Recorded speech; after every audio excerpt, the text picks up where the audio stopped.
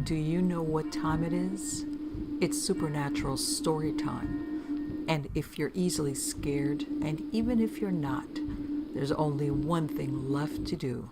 Just turn off the lights, because these are stories that you listen to only in the dark.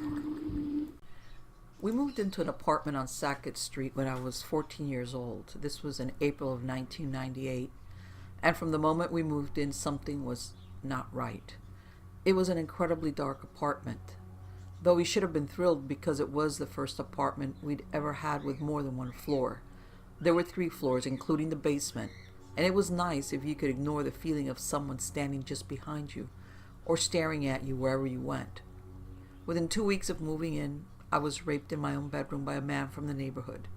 An elderly woman who'd lived right next door for most of our life informed us that no one had occupied our apartment for more than a year at a time since as long as she could remember. She also related that terrible tragedies befell all of said people within only a few weeks of moving in, continuing through the day they moved out. Though we all had eerie feelings in the apartment, we'd not noticed anything too weird. The apartment was very uninviting, cold and damp.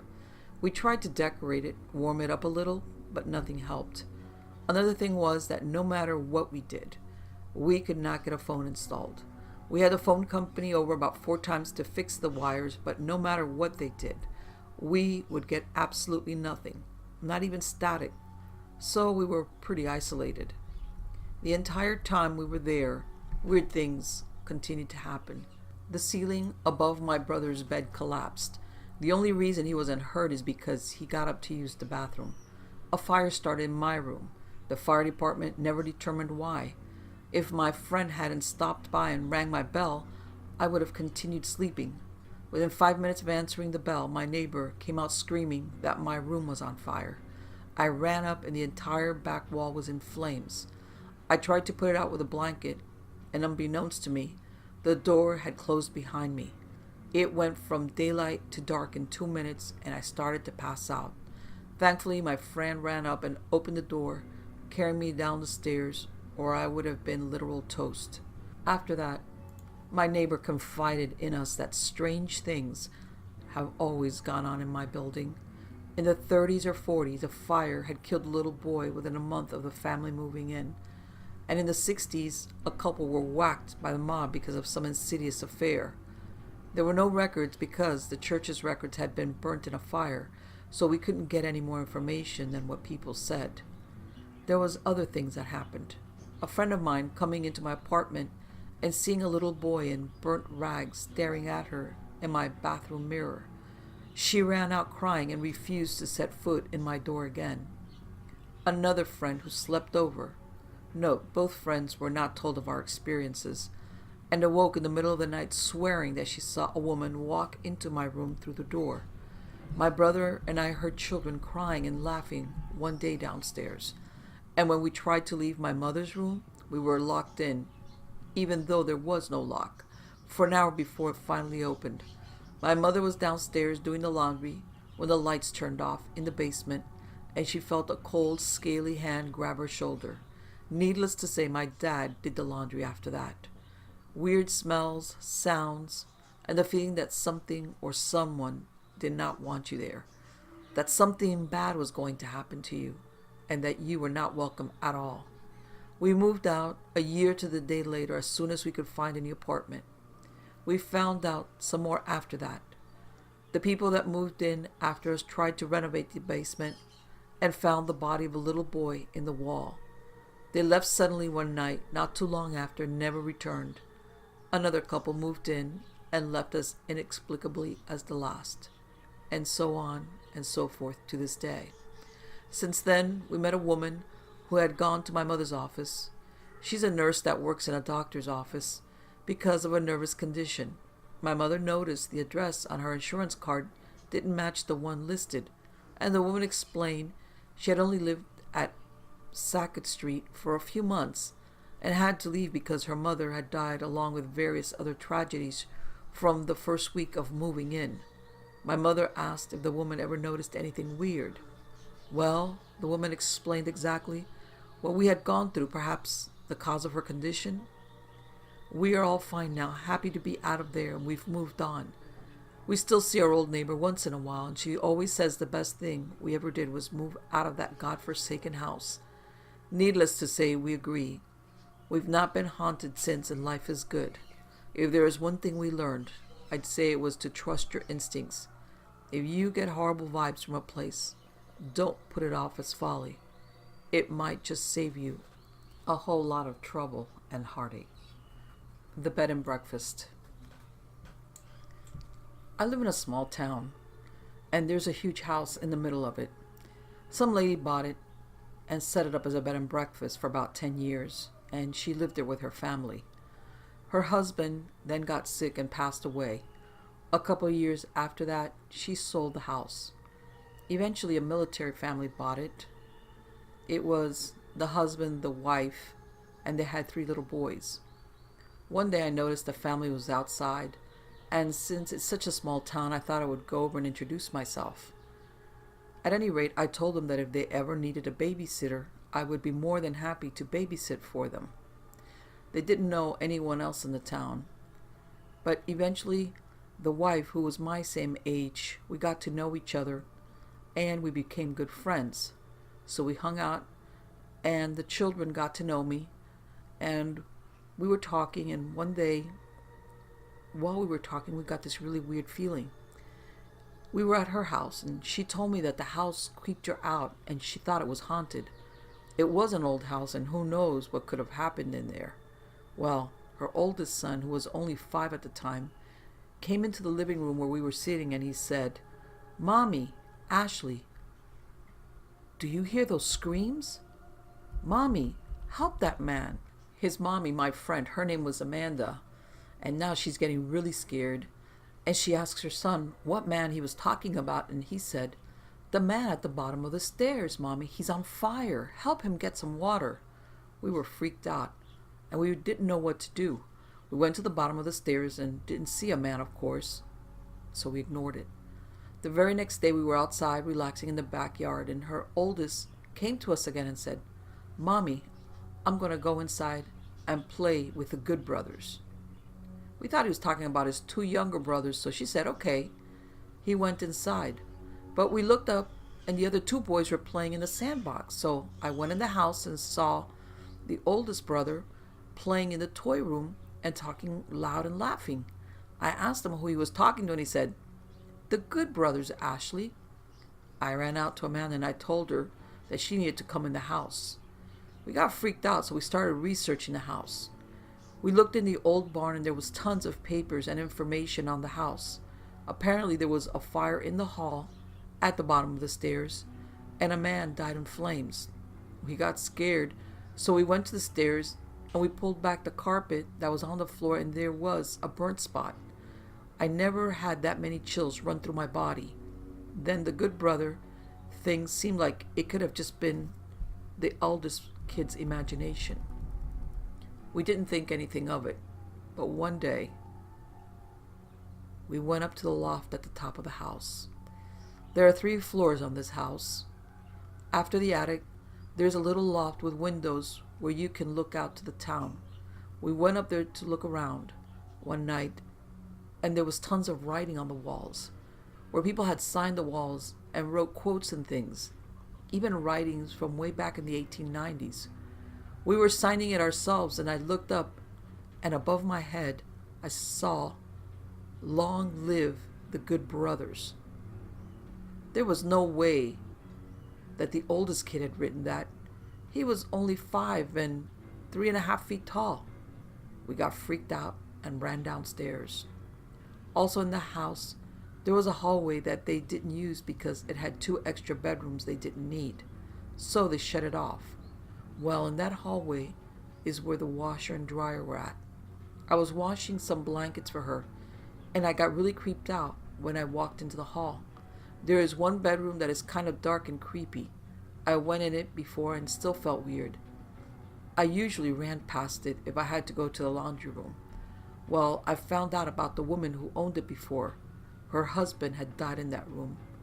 He had died of tobacco-caused lung cancer. And to add to that, 5 days after I found out that he had died in that room, the oldest boy said that he heard Uncle Charlie coughing upstairs and it was bothering him. We asked who Uncle Charlie was, and he said, "The man that sleeps in the room next to the washer." We got freaked out because that woman's husband's name was Charles. The oldest boy wouldn't know that. We were scared. Needless to say, they live in Italy now. Now the superintendent of my old high school lives there. She doesn't have young kids, and she says that she hasn't seen anything weird. But that may change soon. The nightmare. This happened one night when I was going to bed. I had to wake up for school the next day, so I tried really hard to get to sleep. The hours passed, and I just wouldn't fall asleep. It was around 4 a.m. when I heard this loud tapping on the side of a door.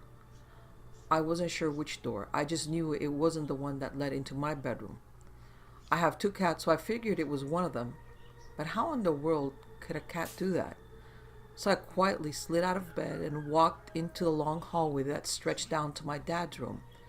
The tapping had stopped, and at least 10 seconds later, a small sign came from the bathroom. I stood outside my bedroom, frightened to death. But I didn't really believe in ghosts at the time, so I walked into the bathroom, prepared for my brother to jump out and scare me. Instead, a dark shadow stood in the corner of the shower. I turned on the light and blinked a couple of times, but the figure still stood facing the corner. I didn't know what to do. I panicked and ran to my room, hiding myself under the covers. Light footsteps thudded out of the bathroom, and I peeked from under the cover to face a tall blonde woman, looking to be in her 30s, standing in my doorway. Her white nightgown was covered with blood, and she held a knife in one hand. I screamed as loud as I could, and once again hid under my covers. When louder footsteps came pounding down the hallway, my dad came running in. I knew my dad wouldn't believe me, so I told him that it was a bad dream. He gave me a stern face and patted me on the back. I haven't seen that woman or the dark figure again, but I know that they are still haunting my house. And sure enough, I was right. After that first incident, I had been planning to move to a new room. My old room was in the back of the house. It had a lot of trees which were right outside the window, and occasionally their branches would rub against the window and make annoying scratching noises. Well, my first night in the new room, everything went well. I was half asleep, and at about 3:45 a.m. or 3:30, I again heard that terrible scratching noise. I didn't think anything of it, but after a couple of minutes, I realized that there are no trees in the front of the house. So what could be scratching on the window? I realized I was reliving the night of the dark figure in the shower and the bloodstained nightgown woman. My heart dropped into my stomach. I convinced myself that I was hearing things and maybe it was something else. When I heard the scratching again, I noticed it was coming from the door that led out to the balcony. When I slid out of bed and walked over to the door and removed the curtains away from the window, my heart skipped a beat when I saw the blonde woman with the nightgown right outside the door on the balcony. When I spun around to get back to my bed, a figure of a man in a black suit stood in front of my bed smiling. He didn't say anything, and neither did I. When he walked away, I jumped into my bed. I guess switching rooms is not going to work in order to get away from the ghosts. The old Victorian house. For 3 years, I rented different homes in an old Victorian home in suburban Massachusetts that had been built in 1890. This happened because of changing roommate circumstances and the fact that the house was split up floor by floor for different family sizes, and the 2 units were separated from one another. I was required to move each time as leases changed. Much changed about my home life as people came and went, but there was one constant. I was always experiencing some creepy, unexplained circumstance in that house. Not a moment went by where everything just made sense and could be logically explained. Let me give you a brief description of this home. It was a Queen Anne Victorian with gingerbread-like shingles and trim all the way around. It was painted beige. There were pointed gables on both sides of the house, and it had 3 floors, including the attic. There was a small winding driveway that circled the house. The house had more than one doorway and different ways to access staircases, and that's how everyone would get to their own separate apartment. The first room in the house that I rented was on the first floor, and it was connected to the living room. There was a door in the corner of my room leading to a closet, which could also be accessed from the living room. I found it very strange that the closet could be accessed both from the living room and from my bedroom, and I realized it did not look much like a closet at all. There was a small window in the closet, and it was located directly under the stairs. Behind the closet, accessed when walking in through the front door and separated from it by a wall. The first night I slept in the house, I felt as if I was being watched from that closet. I could not see anything in the dark, but I expected to see creepy eyes staring at me, watching me lying in bed. I also felt very exposed because if there was ever an intruder, there were many ways they could access my room. I got up in the middle of the night to shut the door, and I checked to make sure the window in the closet was locked. To my relief, it was firmly locked. I was lying in bed when I began to hear a noise that would plague me for weeks. A quiet but high-pitched beep. This sound occurred once every 3 minutes. It resembled the sound a smoke detector makes when its battery is dying, and this is what I assumed was making the noise. I eventually managed to fall asleep, as it was not the one in my room that was making the noise, and it was far enough away to not keep me awake. The next morning, I walked to each smoke detector downstairs, trying to see which one was making the noise. None of them were chirping, but I could still hear the beep. I could not tell whether it was coming from above or below, but instinctually when I heard it, I looked upward. I went to each room, but no matter where I went, it sounded as if it was coming from somewhere else. If I stood in the kitchen, it sounded like it was coming from the living room. If I stood in the living room, it sounded as if it was coming from the kitchen. I checked every appliance that could possibly be making the noise. It wasn't the dishwasher. It wasn't the washer or the dryer. The noise was a mystery. I checked the basement, but it was not coming from there and could barely be heard while down there. Finally, I got the courage to knock on the upstairs tenants' front door, asking them if they could hear the sound. Not only could they not hear it, but they assumed I was crazy because if it was loud enough to be that noticeable, they were in disbelief they could not hear it too. At this point, I felt chills down my spine. If it wasn't coming from the basement, and it wasn't coming from the upstairs, it was coming from somewhere in my immediate living space, and I was still unable to identify it. Eventually, my roommate, who had lived in the house for a full year before I moved in, remarked that she had too heard the noise in the past from time to time, but never for days on end, and that guests of hers had inquired about what it was. No one ever had an answer, and they never thought much of it, and eventually my roommate had adjusted to the sound and barely noticed it. 2 weeks later, at 3 a.m., the noise suddenly stopped. I never heard it again. To this day, I am perplexed and wonder what could have been making that sound. Eventually, I forgot about the sound and decided to move on. About 2 weeks later, around 1 a.m, I woke up to the sound of pacing up and down the front staircase and across the upstairs landing, which woke me up due to the heavy thudding sound. I could hear it distinctly as my room was located directly beneath. The sound began at the top of the stairs and made its way down. I assumed that it was one of the upstairs tenants going outside for a cigarette, but I was proven wrong when I did not hear the front door open. About 10 seconds after the footsteps reached the bottom of the stairs, they climbed back up, paced around the landing, and then came back down. I wondered, why would someone be pacing up and down the stairs? This continued for about half an hour, and it kept me awake. The next morning, I knocked on the front door of the upstairs unit, which ironically opened to the staircase I heard the footsteps on, and demanded to know who was making such a racket. I was unsettled to find out that there was only one tenant home that night, and that they did not get home until 2 a.m. from a party. The upstairs was empty at 1 a.m. Every now and again I would hear, around the same time, what sounded like a ball rolling down those stairs and hitting the front door. My roommate heard it as well, but the upstairs tenants claimed they could not hear it. My roommate assumed they were drunk and rolling items down the stairs for fun, but I thought differently.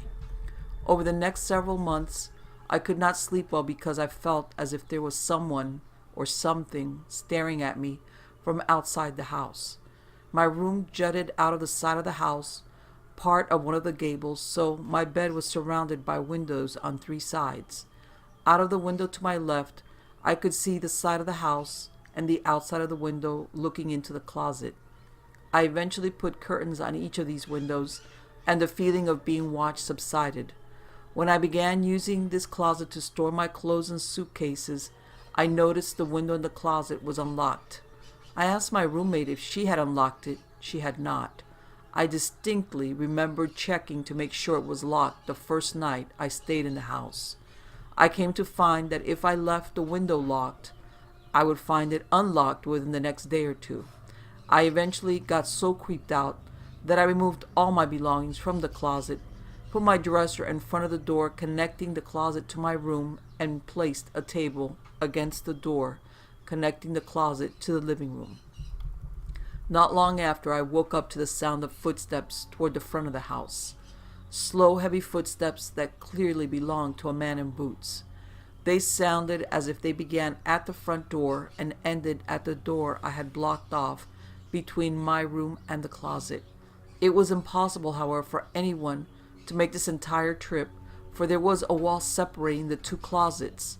I heard this happen 3 times, always in the early hours of the morning while it was still dark outside. Each time I froze in place, put the covers over my head, and sat as still as I could until the footsteps stopped.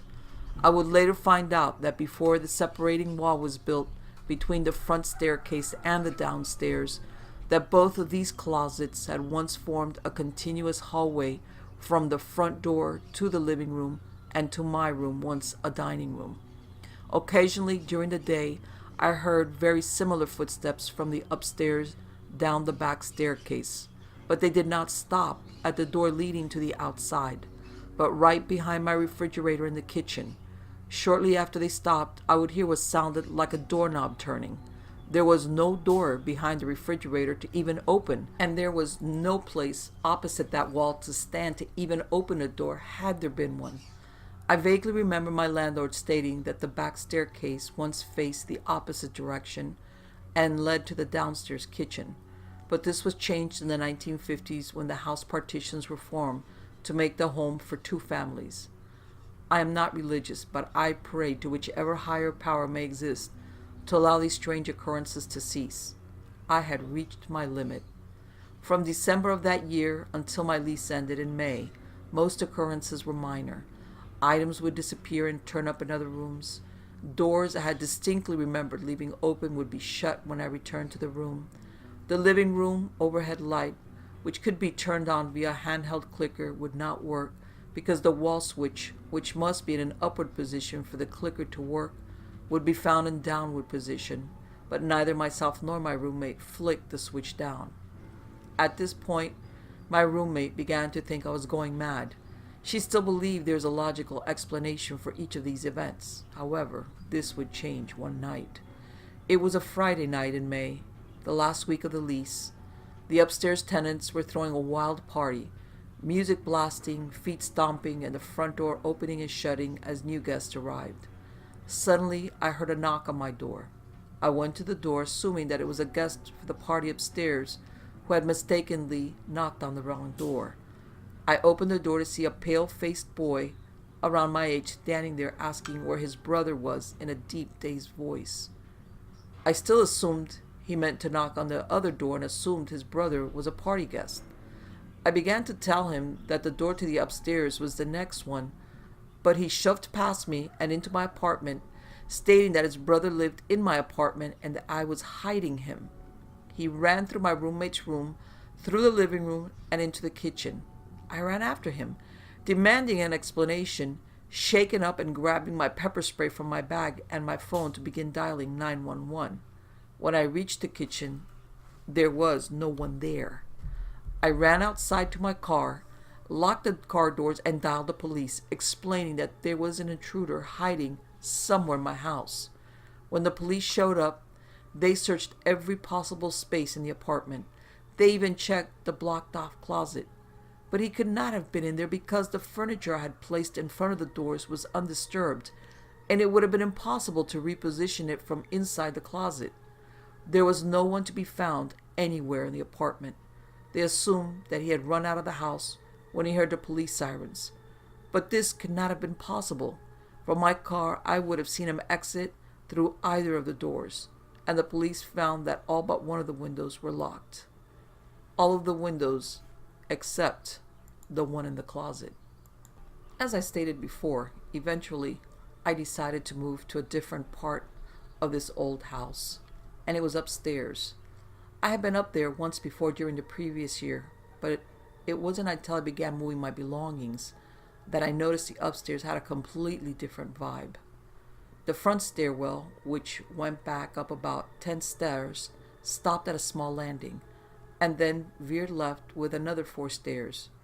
It was dark and creepy, and even though the walls were white and there was a window at the landing, the paint was chipping and the whole area felt very dark and ominous. The stairwell was narrow, and due to the partition wall constructed to the left, the whole area felt claustrophobic. Much of the activity I had heard the previous year while living downstairs seemed to center on this stairwell, which was loud and creaky. Standing at the bottom of the stairs looking up filled me with dread and sent chills up my spine. But I developed a weird fascination with this area in the house. I often took photographs of myself on the stairs, playing with the lighting to give myself a ghostly vibe. At the top of the stairs was a small hallway with 4 doors. The one immediately to the right led to a bedroom, also accessed from the upstairs living room, and corresponded with the closet door directly downstairs that I had kept closed the entire year due to feeling watched from behind it. The door immediately in front led to the living room. The next door moving left had no doorknob and was sealed shut and led to another bedroom, which could also be accessed from the living room. The door at the end of the hallway led to a small bedroom in the front, and immediately to its left was a continuation of the stairway which led up to the attic. There was no door, and the stairway was open. It was incredibly narrow with the steps paint chipping, and walking up, one had to duck downward to not hit their head on the wall. Remember, this was the stairway to the attic area. The living room was painted in a dark crimson color with black wooden floors, and there was a kitchen toward the back of the house that had a door in it leading to the back stairwell, which led directly outside and also to the basement. The light in the upstairs hallway was not turned on with a switch, but by a motion sensor. Over the course of the year, I would often think about, dream about, and even draw pictures of the staircase. It was always on my mind, and I do not know why. I had no interest in architecture nor in interior design, but this staircase would often find its way back into my mind. The room I lived in upstairs was directly above the one I had lived in the previous year. The very first night I stayed in the house, I stayed up late watching movies in bed, and I noticed light shining underneath the door that connected to the hallway at the top of the stairs. When it turned on, it caught my eye. I did not hear any movement in the hallway nor any footsteps. I was the first person to move in, and everyone else would be arriving over the next 3 days. I quietly got out of bed, locked both of the doors to my room, and sat back down. Within a few minutes, the hall light went out. Over the next year, I would experience this very same thing when I know for a fact I was either the only one home or no one was in that hallway.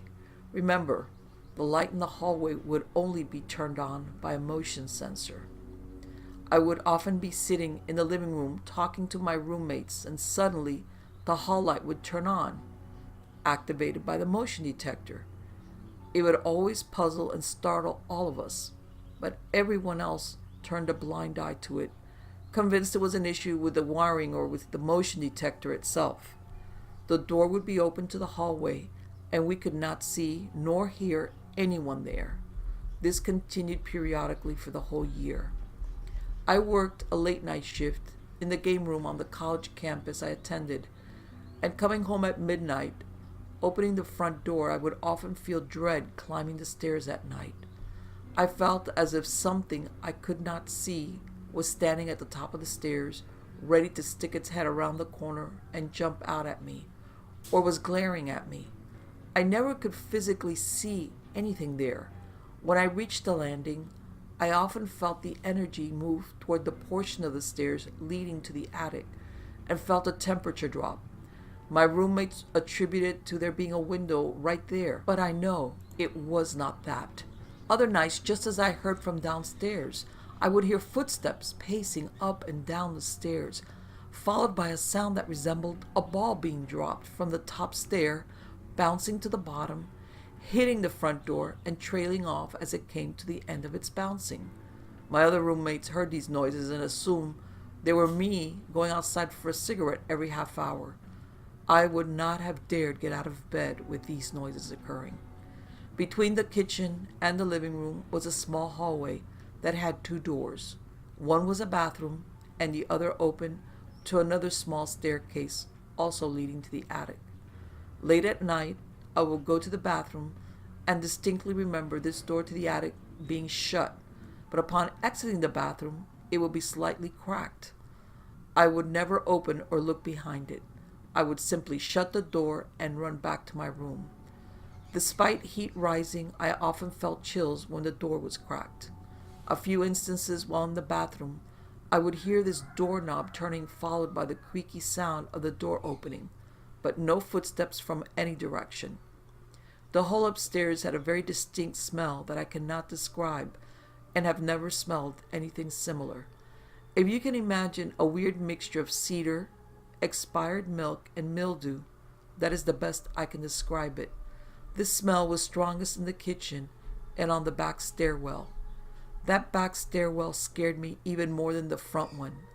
Due to my work schedule, I would often come home from work late and eat a small snack in the kitchen before heading for bed, and I would hear the loud click of the light switch for that staircase, followed by a heavy thud, thud, thud up the stairs.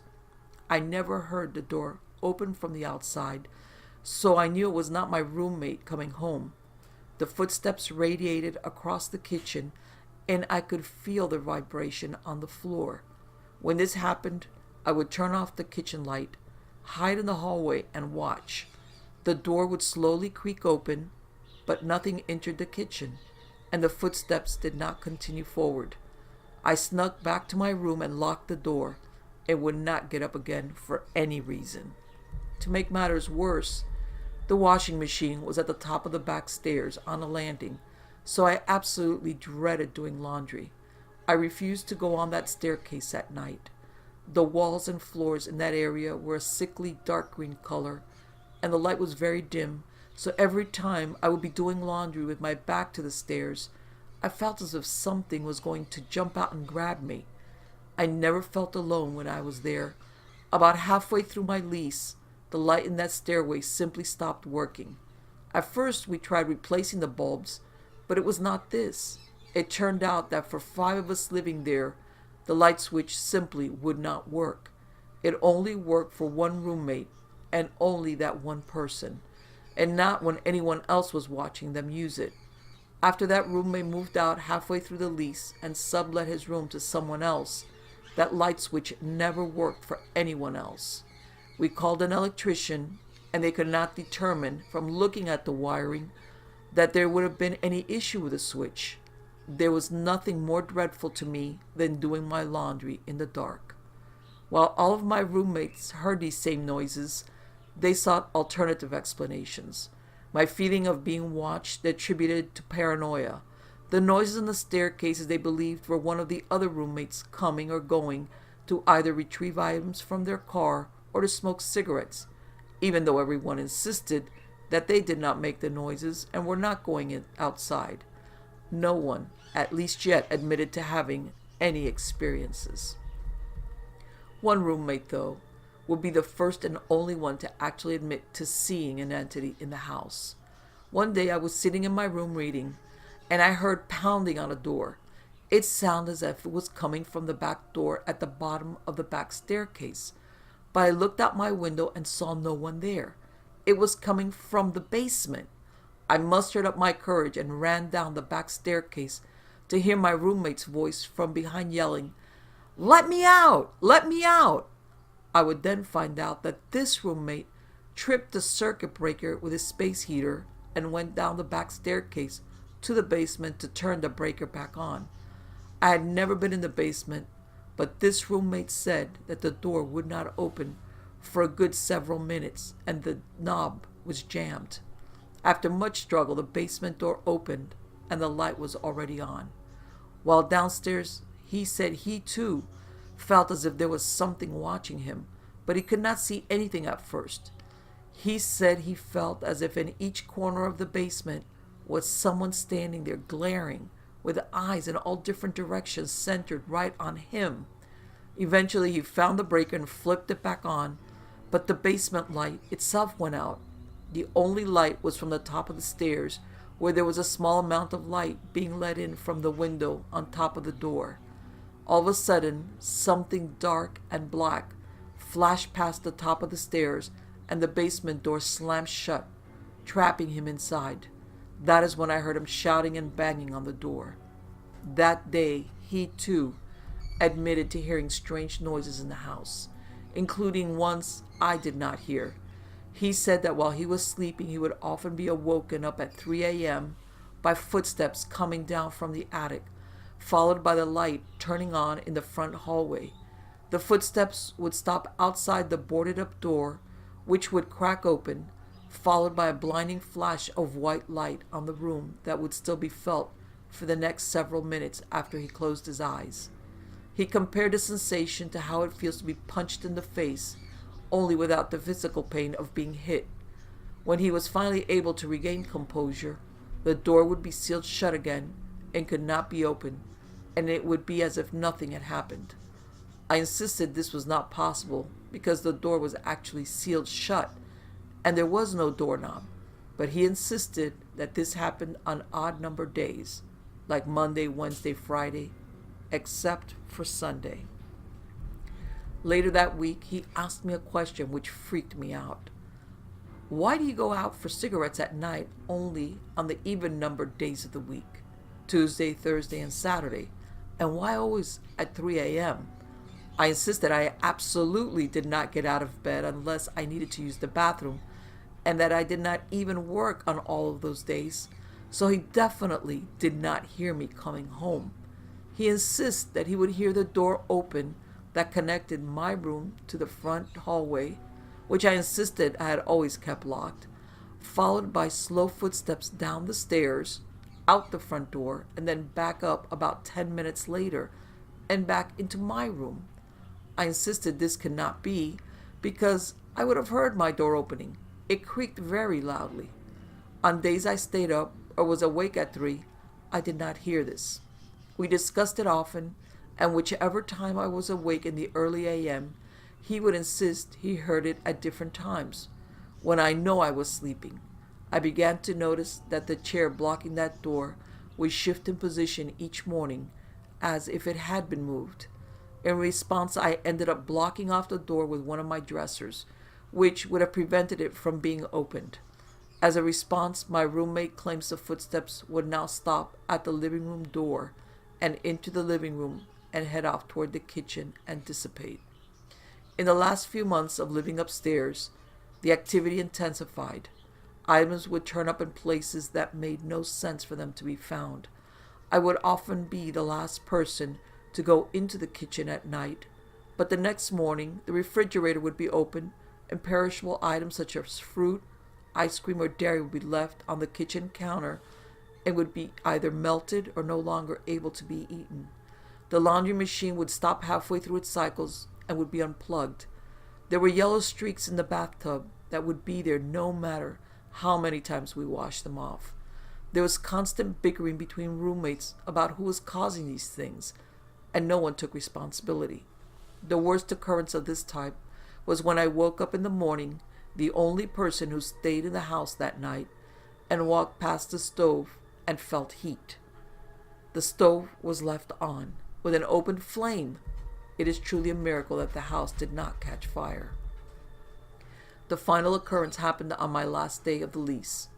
The landlord expected us to remove all furniture we had personally brought into the house, and bring whatever remained that we were unable to take into the basement.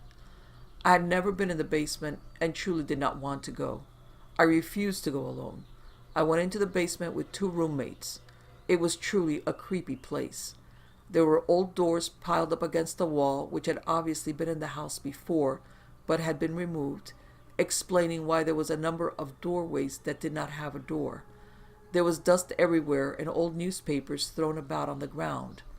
All of a sudden, my car keys, which were deep in my pocket, fell onto the ground. I could feel them falling out and heard them hit the ground. I did not know how they had fallen from so deep inside my pocket, but when I bent over to pick them up, they were nowhere to be found. I heard where they had fallen, and logic would dictate they should have been right there, but they were not. I retraced my steps and could not find them. Panicking, I called my mother, who was driving up to help me move my furniture out, and asked her to bring the spare set of keys from home. I made it to the top of the stairs, and my roommate stopped me. She says, "I found these keys on the attic stairs.